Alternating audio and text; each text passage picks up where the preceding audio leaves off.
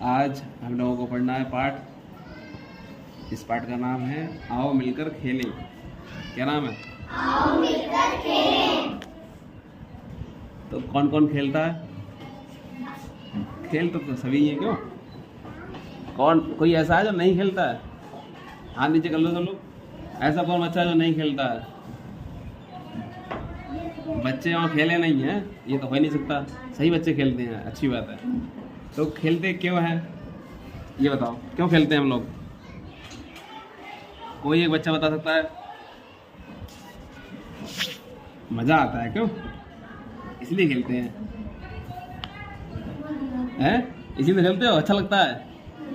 पढ़ना अच्छा नहीं लगता है, खेलना बहुत अच्छा लगता है। किस किस को पढ़ना अच्छा लगता है? हाँ, झूठ में हाथ उठा रहे हैं कई बच्चे तो। फ्रेंड्स, पढ़ना अच्छा लगता है और खेलना अच्छा लगता है। देखो ये इसमें भी हाथ उठाए हुए हैं, इसमें कई बच्चे ऐसे हैं जो मजबूरी में हाथ उठाए हुए हैं, उन्हें पढ़ना अच्छा लगता है? अब खेलने में हाथ उठाने को कहा था तो यानी सभी लोग खेलना अच्छा लगता है, वो तो सही था, लेकिन सभी लोगों को पढ़ना अच्छा लगता है ये बताओ। अगर लगता है तो बहुत अच्छी बात है, सही है। अब हाथ नीचे कर लो। तो खेलते क्यों हैं? अगर हम बात करें खेलते क्यों हैं, तो खेलने से क्या होता है? खेल एक मनोरंजन का माध्यम है। अगर हम पढ़ने से थक जाते हैं या पढ़ने के बाद हम घर जाते हैं तो उसके बाद हम थोड़ी बहुत देर खेल लें तो क्या होता है, हम सारी थकान भूल जाते हैं पढ़ाई की और खेल में एकदम मगन हो जाते हैं। अच्छा लगता है ना खेलता है, तभी तो खेल अच्छा लगता है।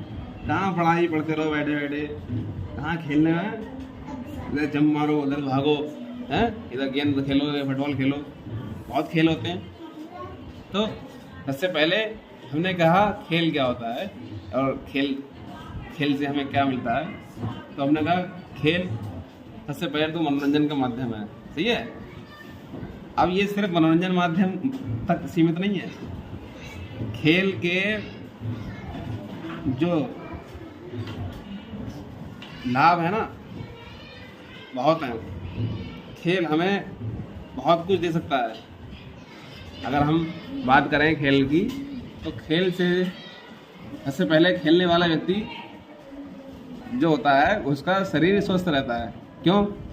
क्योंकि कई खेल ऐसे होते हैं ना जिसमें शारीरिक श्रम की आवश्यकता होती है। अभी हम बताएंगे खेल भी ऐसे होते हैं जो ऐसा नहीं कि सभी शरीर के बल से ही खेले जाते हैं, कुछ दिमाग से भी खेले जाते हैं। जैसे शतरंज है, उसमें बैठे बैठे खेलते हैं लोग, वो दिमागी खेल है एक तरह से। लेकिन हम बात करें कुश्ती की, कबड्डी की या क्रिकेट की, तो ये खेल है, इनमें बहुत ज़्यादा फुर्ती आवश्यक है। इसके लिए हमें क्या शरीर को फिट रखना पड़ता नहीं, इसके लिए हम योग करते हैं, व्यायाम करते हैं। यानी खेलने वाले का शरीर स्वस्थ होता है, स्वस्थ रहता है। कैसे रहता है? तो एक तो लाभ ये हो गया, एक हो गया मनोरंजन, एक हो गया शारीरिक स्वास्थ्य। दूसरा और तीसरा क्या होगा? तीसरा ये कि तीसरा बहुत इंपॉर्टेंट है। तीसरा ये है कि खेलने वाला व्यक्ति, देखो खेल में जीत और हार दो चीज़ होती है ना। या कोई जीत सकता है या हार सकता है। तो खेल हमें क्या सिखाता है? खेल हमें ये सिखाता है कि अगर जीत जाओ तो भी ज़्यादा खुशी नहीं और हार जाओ तो भी ज़्यादा गम नहीं, क्योंकि खेल का एक परिणाम तो होना ही था, एक पक्ष को जीतना ही था और एक को हारना ही था। तो जो अगर टीम हार जाए तो वो दोबारा से खेलती है, ये सबसे अच्छी चीज़ है। ये हमें क्या सिखाता है? ये सिर्फ हमें खेल में नहीं सिखाता है। अगर हम अपने जीवन में कोई काम कर रहे हैं, उसमें असफल हो रहे हैं, तो हम दोबारा से शुरू कर सकते हैं। तो ये तो खेलने वाला व्यक्ति मानसिक तौर पर बहुत मजबूत होता है सामान्य व्यक्ति की तुलना में। जो व्यक्ति खेलता है तो उसके लिए ये नॉर्मल सी बात है कि मैच खेले और हार गए। इंडिया और पाकिस्तान का मैच आए तो खिलाड़ी दुखी होते हैं, उससे ज़्यादा दुखी होते हैं लोग। क्यों? अरे हार गए, और जीत गए तो लगता है हम ही जीत गए, लगता नहीं। तो इससे क्या है, सही बात यह है कि जितने हम दुखी है ना उतने दुखी तो वो भी नहीं होंगे, क्योंकि उनके लिए नॉर्मल बात है ये खेलना। वो जानते हैं इस चीज़ को कि जो एक खेल है उसमें एक फर्स्ट तो जीतेगा हारेगा। तो वो अपने दिमागी तौर पर कितने मजबूत होते हैं कि हारने के बाद दोबारा खेलते हैं और फिर जीतने का प्रयास करते हैं। तो खेल हमें क्या सिखाता है कि कभी भी हार नहीं माननी है, हार अंतिम नहीं है। सही है, कभी भी हार अंतिम नहीं है, जीत भी होगी। आज हार गए तो कोई बात नहीं, कल को हम क्या कर सकते हैं, जीत सकते हैं। सही है, कल को क्या कर सकते हैं, जीत सकते हैं। इसलिए हमें खेलना जारी रखना होगा। सही है, तो हम खेलेंगे। तो सबसे पहले खेल से हमने क्या बताया, हमारा मनोरंजन होता है। सही है, मन खुश रहता है, अच्छा लगता है। ये तो ऐसा अच्छा कारण है, सब बच्चों को तो यही मालूम है कि हाँ खेलेंगे तो अच्छा लगता है, इसलिए खेल रहे हैं चलो। और खेल भी कितने तरह के हैं, बच्चे तो अपने अपने हिसाब से बना लेते हैं खेल। अभी हम तुमसे बात करेंगे खेलोगी तो तुम इन्हें बताओगे अलग अलग तरह के खेल। कुछ खेल तो पहला हो गया मनोरंजन, ये सबसे अच्छा है, अच्छा लगता है खेल खेलते हुए सभी को, इसी तो खेलते हैं खेल।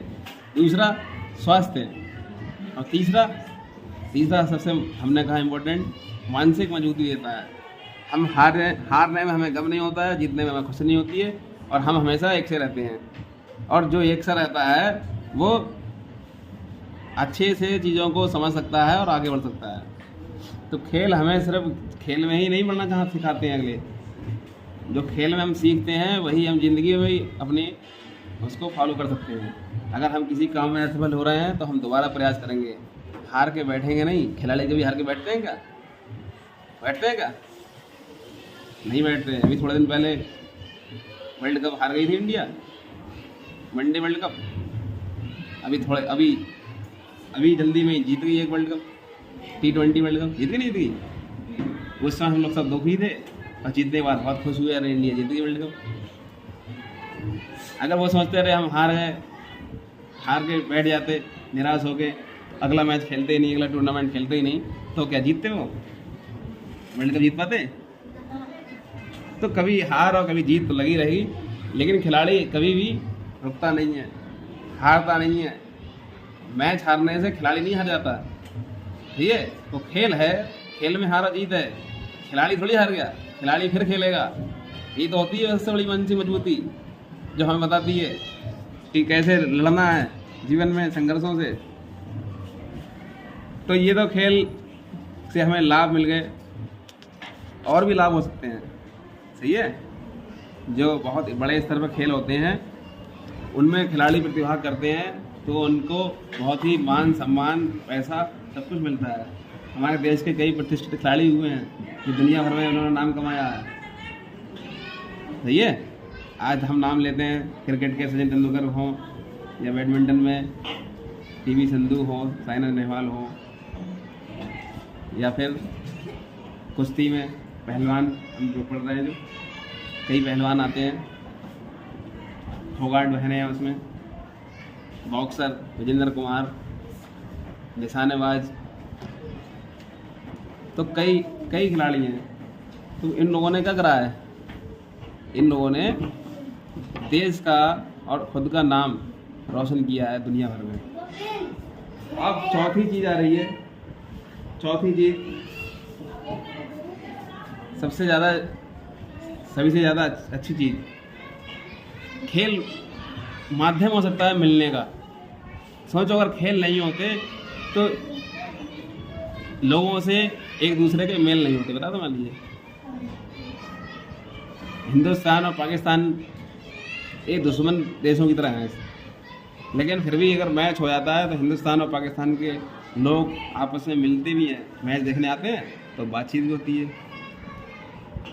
मान लो किसी पाकिस्तान के व्यक्ति के मन में हिंदुस्तान के व्यक्ति के खिलाफ बहुत ही बातें भरी हुई हैं, या हिंदुस्तानी के खिलाफ कि हिंदुस्तानी के लोग ऐसे होते हैं वैसे होते हैं, और वही व्यक्ति पाकिस्तान का हिंदुस्तान में मैच देखने आए और हम उसका मान लो सत्कार करें या वो हमारा सत्कार करें, वहाँ पे जाएं, तो क्या होगा?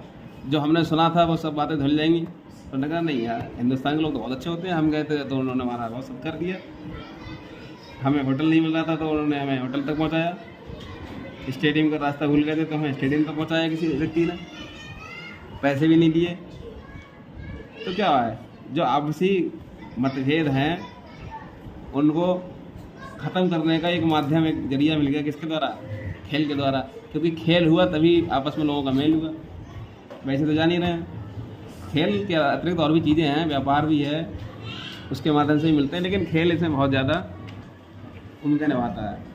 खेल एक मंच प्रदान करता है अपनी प्रतिभाओं को प्रदर्शन करने का। कोई बहुत अच्छा कराटेबाज है तो वो वहीं सीमित रह जाए? अगर वो विश्व पटल पर अपनी प्रतिभा दिखाए तो लोग भी उससे प्रेरित होंगे, होंगे नहीं होंगे? और वो भी आगे बढ़ना चाहेंगे। जो भी व्यक्ति, जो महान व्यक्ति बन रहे हैं, अपनी प्रतिभा के बल पर ही तो बन रहे हैं, तो प्रतिभा दिखाने का भी तो अवसर मिलना चाहिए। तो वो मंच कौन देता है? खेल भी एक माध्यम है।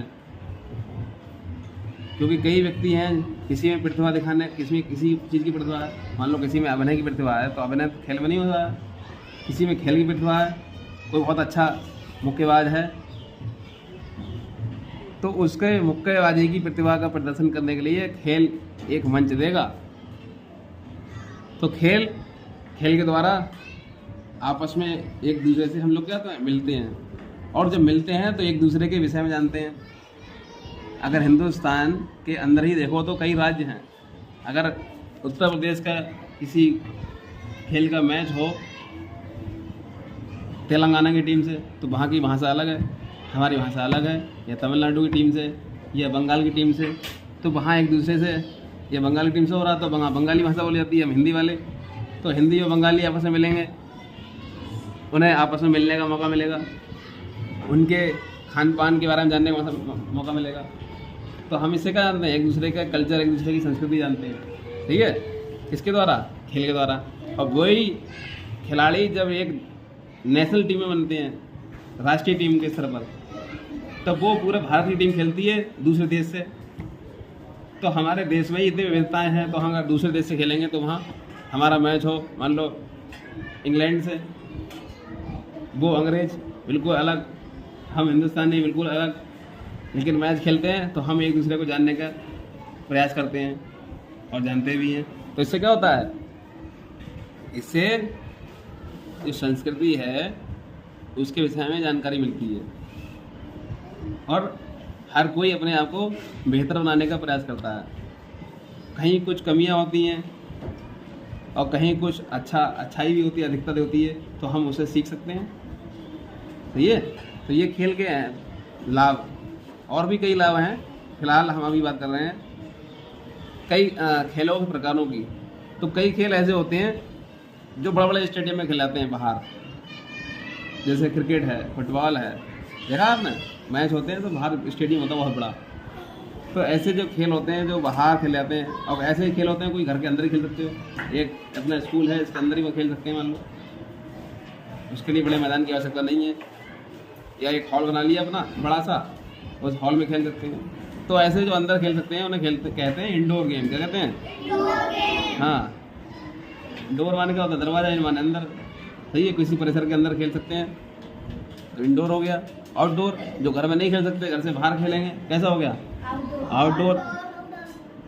अच्छा, इंडोर में जैसे टेबल टेनिस है, एक टेबल है, एक कमरा है, उसमें खेल सकते हैं। हमसे क्या है उसमें?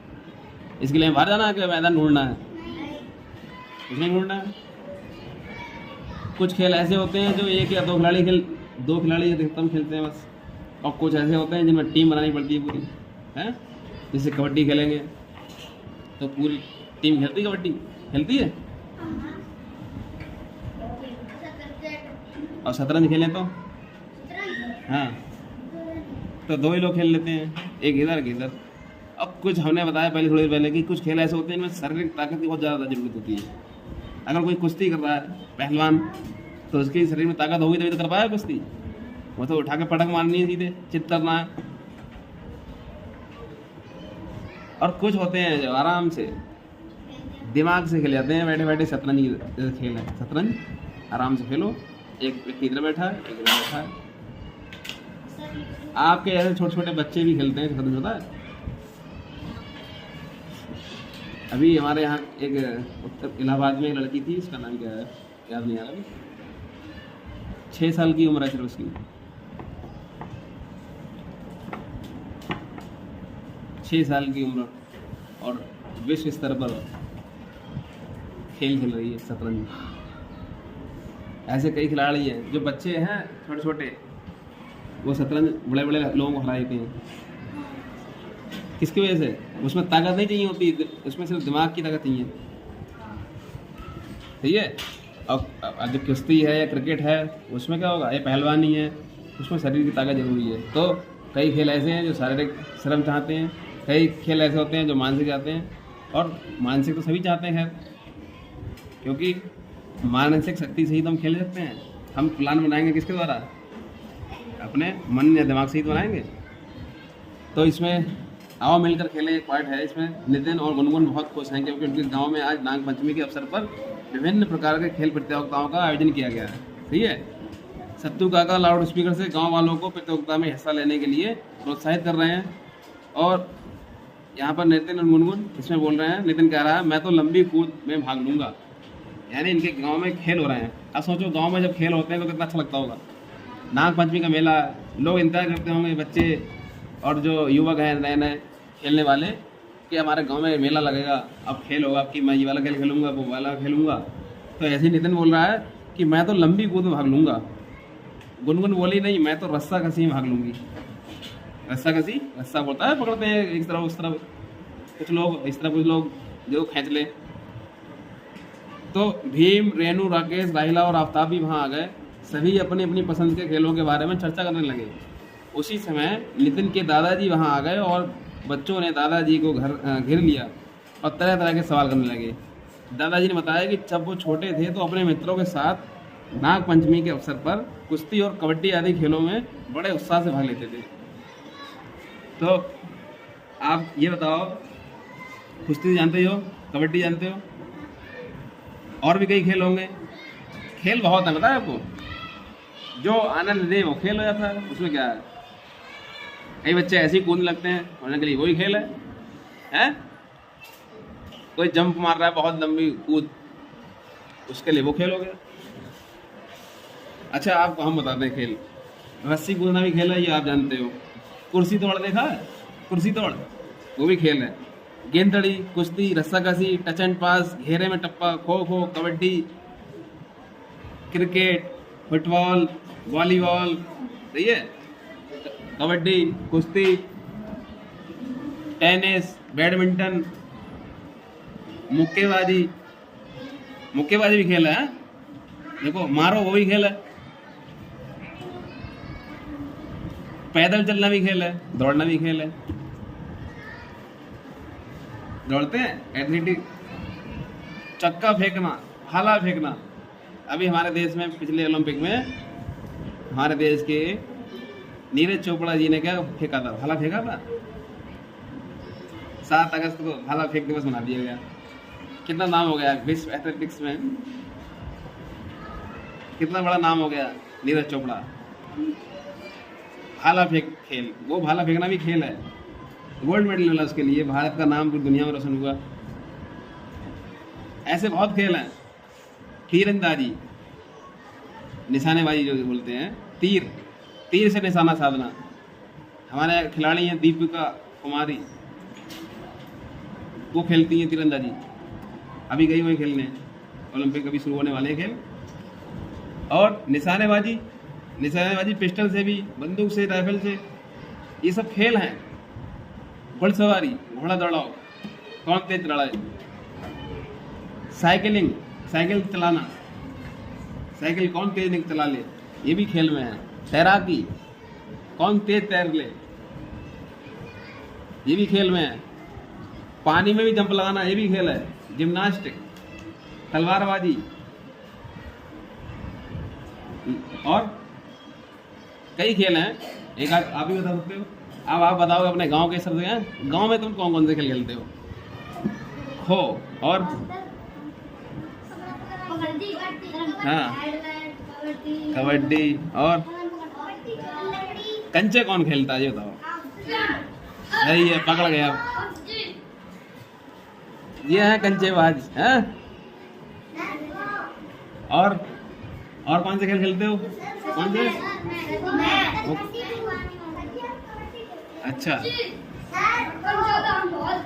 अच्छा, इसलिए तुम पढ़ कम रहे हो, ज्यादा कंचा खेलते हो।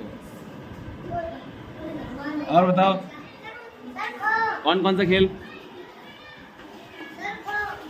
खो हो गया, जंजीर तोड़, और आसपास, और बर्फ पानी। ये कौन सा खेल है? छुपन छुपाई, गेंद तड़ी है, बीमारी। और हाँ, मैच। मैच तो किसी खेल को कह सकते हैं, सही है, किसी भी खेल का। क्रिकेट जो है, हाँ, चिड़िया बल्ला मतलब बैडमिंटन, सही है। ये टेनिस बोल सकते हैं, अभी हमने बताया। गिल्ली बल्ला, बहुत बढ़िया। ये गांव के तो खेल निकल के आ रहे हैं। और चुंगी कौन खेलता है? चुंगी चुंगी, ये भी तो खेलते हैं बच्चे गांव में। और क्या खेलते हो? अभी तो भूल रहे हो, बहुत खेल हैं गांव में। हाँ हाँ, लूडो, अच्छा, बग्गी वगैरह, ये भी खेल है बहुत। तुमने देखा हो गांव में बड़े बूढ़े बूढ़े लोग खेलते रहते हैं। कैरम, हाँ, लूडो, हाँ। और तो आपने बताया इस प्रकार से, लोग बहुत हो गए खेल, सही है। तो तरह तरह के खेल हैं। आप जो खेलते हैं, उन्होंने अपने खेल बताया। कुछ बुजुर्ग खेलते थे, उन्होंने बताया जैसे लूडो टाइप की गेम, सही है। तो हम, अच्छा, तो इनके गांव में क्या है, गांव के लोगों के लिए आयोजन बहुत विशेष है, क्योंकि और उस दिन और विशेष था क्योंकि गांव के ही कबड्डी के खिलाड़ी अनिकेत को प्रदेश स्तर पर उत्कृष्ट प्रदर्शन करने के लिए ग्राम प्रधान द्वारा सम्मानित किया जाना था। क्योंकि अनिकेत कौन है? अनिकेत एक खिलाड़ी है इनके गांव का, सही है, गुनगुन और नितिन के गांव का, जो खेल के आए हैं कहाँ? प्रदेश स्तर पर, सही है, यानी राज्य की टीम से अपनी। जैसे हमारा राज्य उत्तर प्रदेश है, तो उत्तर प्रदेश की टीम से खेल के आए हैं, और उत्तर प्रदेश का मैच किससे हुआ होगा? और राज्यों की टीम से। तो ये बड़ी बात है, सही है, कि करोड़ों लोगों के राज्य में जो 10-11 लोग चुने जाते हैं, उनमें से एक व्यक्ति इनके गांव का है, तो गांव के लिए अच्छी बात है नहीं। एक व्यक्ति गांव, अगर एक व्यक्ति सफल हो खेल में या किसी भी क्षेत्र में, तो वो अपने नाम ही रोशन नहीं करता है, अपने गांव का भी नाम रोशन करता है। तो ऐसा ही इनके लिए खुशी की बात है। तो उनके गांव के प्रधान हैं जो, वो सम्मान देने जा रहे हैं उन्हें। तो अनिकेत के अच्छे प्रदर्शन के कारण उसका चयन राष्ट्रीय टीम में भी हो गया है, क्योंकि उन्होंने राज्य में अच्छा खेला, इसलिए उनका चयन हो गया है, हाँ, देश की टीम में। और वो खेलेंगे और दुनिया भर के देशों के टीमों से। तो ये सभी ग्रामवासियों के लिए सम्मान की बात थी। इस अवसर पर आसपास के अन्य गांव के लोग भी एकत्र थे। सभी अनिकेत की सफलता के बारे में जानने को उत्सुक थे, पूछना चाहते थे कि कैसे खेले, क्या हुआ। जानते हो खेलने से कितना बड़ा एक माहौल क्रिएट होता है। एक खिलाड़ी जहाँ खेल शुरू होता है, मान लो एक कुश्ती खेलना शुरू किया उन्होंने, या कबड्डी खेलना, ये कबड्डी खिलाड़ी है अनिकेत। तो इनको देखकर तो मुझे लगता है गांव के आसपास के लोग, या और गांव के आसपास के और गांव होंगे, उनके लोग, उनके बच्चे कबड्डी खेलना नहीं चाहेंगे। जब ये आए होंगे, इनका स्वागत हुआ होगा इतने बड़े मेले में, तो और बच्चे भी देख के क्या चाहेंगे कि हम भी इन्हीं की तरह खेलें कबड्डी, है ना। एक राज्य है हमारे देश में, हरियाणा का, हाँ, सबसे ज़्यादा हरियाणा खिलाड़ी हैं। क्यों हैं? क्योंकि जब शुरुआत होती है कहीं किसी चीज़ की, तो उसका असर पड़ता है उसके आसपास के लोगों पर। हरियाणा में पहलवान, निशानेबाज, तैराक सब मिलेंगे तुम्हें। उत्तर प्रदेश से तो बहुत छोटा है, लेकिन हरियाणा के खिलाड़ियों ने हरियाणा का नाम रोशन कर दिया, और हरियाणा के साथ साथ भारत का नाम रोशन कर दिया। जब ये खिलाड़ी किसी गांव में जन्म लेता है, जब खिलाड़ी बनता है, तो उसके गांव के लोग भी खिलाड़ी बनने की उत्सुक होते हैं। सबसे पहले कोई खिलाड़ी है तो वो उसके भाई होंगे, उन्हें सिखाएगा खेलना, सिखाया नहीं सिखाएगा, अपने उसके भाई या उसके परिवार वाले, उसके मोहल्ले वाले, गांव वाले, आसपास वाले। तो धीरे धीरे क्या होगा? खेल का माहौल बनेगा। खेल का माहौल बनेगा तो सब लोग खेलना शुरू करेंगे, और खेलेंगे तो खिलाड़ी बनेंगे। ऐसे तो बनते हैं खिलाड़ी। तो ऐसे ही इसके गांव का माहौल है, ये बहुत अच्छी बात होती है। कोई आपने देखा गांव जिसमें एक गांव, छोटा सा गांव, उसमें बहुत से अधिकारी हैं। इससे क्या होता है? एक अधिकारी बना, उसके बाद पूरा गांव के लोग जो पढ़ने वाले थे बच्चे, वो सब उसे फॉलो करते हैं। वो भी उसकी तरह जब पढ़ना चाहते हैं, पढ़ते हैं, तो बन जाते हैं वो भी। तो लगता है कि छोटा सा गाँव, उसमें इतने अधिकारी हो गए। या छोटा सा गांव है, इसमें इतने खिलाड़ी हो गए, छोटा सा राज्य है, इसमें इतने खिलाड़ी हो गए। सही है। तो अनिकेत ने सम्मान ग्रहण करने के उपरांत गांव के सभी बड़ों लोगों से आशीर्वाद लिया। अपनी सफलता के लिए पूछे गए सवाल में जवाब में अनिकेत ने अपने अनुभवों को सबके साथ साझा किया। अच्छा, मोहित एक लड़का आया, यहाँ उसकी खेलों में बहुत रुचि है। मोहित का पैर पोलियोग्रस्त हो गया है, अब किंतु खेलों के लिए उसका लगाव बहुत है, वो खेलना चाहता है, लेकिन वह अपनी बैसाखी के सारे खेल प्रतियोगिताओं को देखता है, खाली चला जाता है आयोजन स्थल तक और देखने लगता है। तो उसने पूछा अनिकेत से कि भैया ये बताओ, हम कभी खेल पाएंगे नहीं खेल पाएंगे? तो अनिकेत ने कहा तुम अवश्य खेलोगे, क्योंकि दृढ़ इच्छा शक्ति से सब कुछ संभव है। अन्य बच्चों के साथ दिव्यांग बच्चों के लिए भी सरकार की ओर से खेल प्रतियोगिताओं या खेल योजनाओं का ब्लॉक स्तर पर, जनपद स्तर पर, प्रदेश स्तर पर क्या हो रहा है, क्रियान्वयन किया जा रहा है। उत्कृष्ट प्रदर्शन से चयनित बच्चे राष्ट्रीय और अंतर्राष्ट्रीय स्तर पर प्रतिभाग करने के लिए अवसर को प्राप्त करते हैं। अनिकेत ने मोहित के कंधे पर हाथ रखकर बताया, तो इससे मोहित को अच्छा लगा। आप भी जानो, ऐसा नहीं है कि सभी लोग स्वस्थ होते हैं वही खेलते हैं। जो दिव्यांग लोग होते हैं उनकी भी टीम होती हैं, और हमारे यहाँ की दिव्यांग क्रिकेट टीम है, बहुत बढ़िया, वर्ल्ड कप जीत जाती है। एक बार हमने बताया था, अंधे लोगों की टीम हमारे यहाँ दृष्टिबाधित वर्ल्ड चैंपियन। कुछ दिव्यांग की टीम होती है जो बैसाखी से या व्हील चेयर के माध्यम से दौड़ भाग करते हैं, खेलते हैं, अच्छा लगता है, ताकि उनके मन में भी ये ना हो निराशा कि हम नहीं खेल सकते, हमारे हाथ पैर सही नहीं। तो कुछ खिलाड़ी हैं पूर्व, आप जानते हो मेजर ध्यानचंद बहुत महान खिलाड़ी हुए थे हॉकी के। पीवी सिंधु अभी भी खेल रही हैं, जो बैडमिंटन खिलाड़ी हैं। सुशील कुमार पहलवान थे। नीरज चोपड़ा बताया भाला फेंक खेल में माहिर है। मिताली राज भारतीय महिला क्रिकेट टीम की पूर्व कप्तान। अजय ठाकुर पूर्व भारतीय कप्तान है, ये कबड्डी टीम के। नसरीन शेख ये खो खो टीम की राष्ट्रीय स्तर पर खेल चुके खिलाड़ी हैं। सुहास हलवाई ये एक IAS अधिकारी हैं, और साथ ही क्योंकि दिव्यांग हैं तो ये उसी दिव्यांग कोटे से खेल के माध्यम जुड़े हुए हैं। तो ये खेल में टोक्यो पैरा ओलंपिक में भारत के लिए रजत पदक जीत चुके हैं। बताओ, दिव्यांग हैं, अधिकारी भी हैं और खिलाड़ी भी हैं, कितनी क्वालिटी इनके अंदर। सही है। तो दिव्यांग होना कोई अभिशाप नहीं है, यही तो है खेल कितना मजबूत कर देता है व्यक्ति को। क्योंकि खिलाड़ी हैं इसलिए इन्हें इस बात का बिल्कुल अफसोस नहीं है कि हम दिव्यांग हुए नहीं। जैसा जीवन भगवान ने दिया अच्छा है, हमें भी खुश रहना चाहिए और आगे बढ़ना चाहिए। ऐसे हमें कई उदाहरण मिलेंगे इस हमारी टीम से या दुनिया भर के खिलाड़ियों से, जो हमें क्या करेंगे, आगे बढ़ने के लिए प्रेरणा देंगे। Hockey, football, cricket, badminton, judo, gymnastic, athletics, kabaddi, mallakhamb, kho kho आदि ये राष्ट्रीय स्तर के खेल हैं। हॉकी के खिलाड़ी मेजर ध्यानचंद का जन्मदिन होता है 29 अगस्त को, और इसीलिए हम इस दिन को राष्ट्रीय खेल दिवस के रूप में मनाते हैं।